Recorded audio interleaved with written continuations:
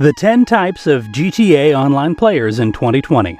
Hello, and welcome to Gaming Daily Input. How you guys doing? Today, we're going to be talking about the 10 different types of players you'll run into in Grand Theft Auto Online. In the comments section down below, I want you to tell me which type of player are you. Since we're going to be going over 10 different types today, it's okay to categorize yourself in 3 or 4, maybe even 5 or 6. Just let us know in the comments section down below. And don't forget to like and subscribe to Gaming Daily Input. Well, let's not waste any more time and get started. Money Grinder. Money, cars, and planes. That's all grinders care about. They don't care for combat, although they certainly have the means to defend themselves against other players. They're all about selling product and making a profit. Money grinders live and breathe Grand Theft Online, and that's not an exaggeration. There's no other way to describe it because the tasks that you need to do to make money in this game are extremely repetitive and boring. You'll often find these guys wearing nicer clothes because of all the money they have. And if they're not working their usual day job as an Amazon delivery driver for multiple underground drug factories, or importing and exporting the exact same cargo for hours every day, you'll find them relaxing in one of their multi-million-dollar properties. Whether it's the $4 million Maze Bank CEO office or a $10 million Galaxy super yacht out at sea, if you see someone in these properties, you know they've been grinding for a while. In all honesty, I kind of have respect for the people that can do this type of stuff for hours every day. It takes a crazy amount of dedication and patience to be willing to do the exact same missions over and over to get the properties and vehicles you want. In my experience, these types of players are actually some of the nicer people you're going to meet online. Modders. As anyone could have predicted, the free copies of GTA 5 have resulted in a spike in cheating, given that permanent bans are no big deal when there's no money on the line. GTA is an oddity in that players tend to refer to those who compromise the game as modders rather than cheaters. All of the legitimate cheats in GTA 5 are single-player only. These players, modders, can be fun people who use their godlike powers for the amusement of everyone. GTA can be enjoyed without any structure, and spawning a flying saucer for an alien gang is hardly cheating. It's harmless goofing around, even if it's against the EULA. But if most GTA Online modders showed restraint and good nature, they wouldn't be so reviled. The modding community in Grand Theft Auto 5 is alive and well, and mods range from creatively silly to nothing short of impressive. They can expand the in-game landmass, provide new missions and areas to explore, and add new vehicles in the game that even the creative minds at Rockstar never thought of. Money glitchers. GTA players have been trying to uncover money cheats in the game for a long time now. GTA Online players must be aware of the fact that there is no money cheat in GTA. That being said, there are a few players who have been able to uncover glitches. There are quite a few ways in which you can make quick money in GTA Online. Some are honest ways, and then there are glitches. In order to make cash without losing any money, you can head over to the horse betting section in the casino and start placing your bets. You should choose a horse which has a decent chance of winning, and then put the maximum stake on that horse. If your horse is winning, then you can walk out of the casino as a rich person. But when a glitcher observes that the horse is losing, that glitcher will close the game before the race is complete. Casual. The term casual gamer refers to players who do not require a major time investment to play, win, and enjoy. A casual gamer is a player who enjoys any video game without investing significant time into it, playing it spontaneously, irregularly, or infrequently. These players aren't competitive. Usually they're just there to be social and have fun. But if they end up losing in the game, they won't mind. They don't put in a lot of effort to try to win. They may or may not play long hours of games. A casual gamer doesn't place their gaming as a priority.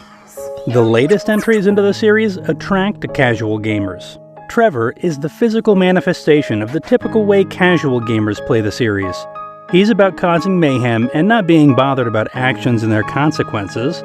He gets distracted by the smallest of things.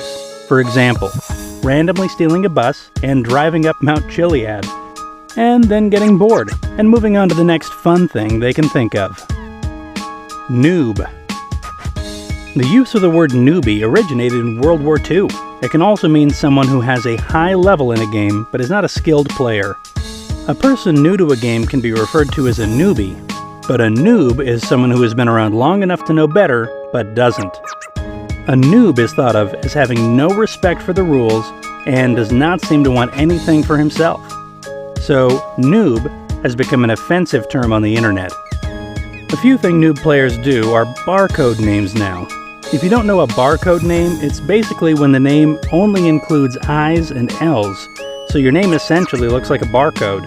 If you have a few of these players in your lobby, then it's really difficult to know which ones are which, so it can make it a lot more difficult for you if you want to block or ignore one of them. I actually have a few friends that have barcode names on their second accounts. Other things which noobs do are taking the easy way out in PvP, constantly running other people over, trying to do heist without mic or teamwork, hiding in passive mode after killing you, or joining races only to smash people, things like that. Solo. I know what you're thinking. Enjoying GTA Online as a solo player sure sounds like a bit of an oxymoron, doesn't it? After all, how in the heck is a single player on their own supposed to get any long-term enjoyment out of a game that's specifically designed for large groups of players, to cause mayhem and, in most cases, actively give each other grief? The simple truth is that, like many other multiplayer games, GTA Online is usually better with friends, especially now since so many people are looking for alternative means of socializing and rediscovering the sense of normalcy they've lost. However, if you're still set on exploring Los Santos by yourself, there are certainly ways to make it pleasant and, yes, even a fun experience. Role players. GTA 5 Roleplay is a multiplayer mod for the PC version of Grand Theft Auto 5. Players who jump into one of the user-created RP servers become even more immersed in the game, as they take on the form of a normal NPC, which can be customized in a number of different ways. The level of roleplay depends on the server. Some servers are completely hardcore roleplaying, which means that players are skirting the rules if they ask for tips on how to access the game's menus, or even the button that corresponds to an action. A number of big streamers have recently jumped back into the mod, but a dedicated community has remained since the popularity of the game spiked in 2017. The Heist Lever.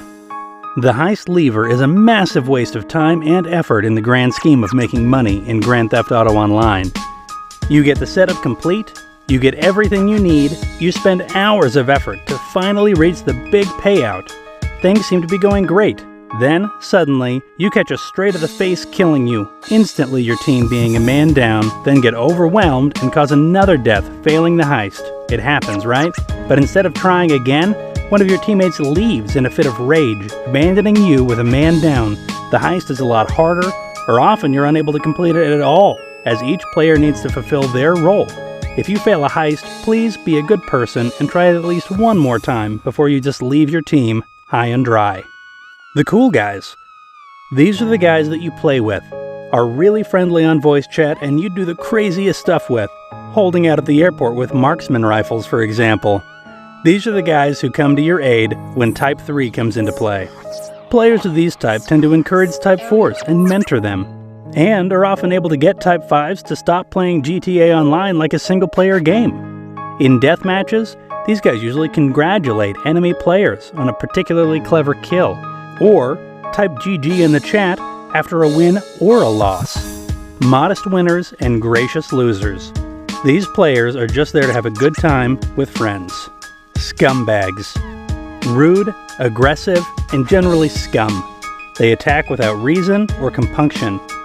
Their skill level varies from complete noobs who need a homing launcher to kill a person and retreat into passive when you come at them, to skilled and admittedly worthy opponents. This group includes the bunch that simply wouldn't hit the mute button and demand that you shut up when you tell them to. So, these are the 10 types of GTA Online players.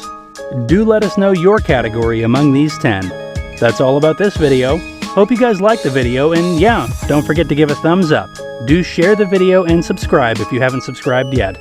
See you soon!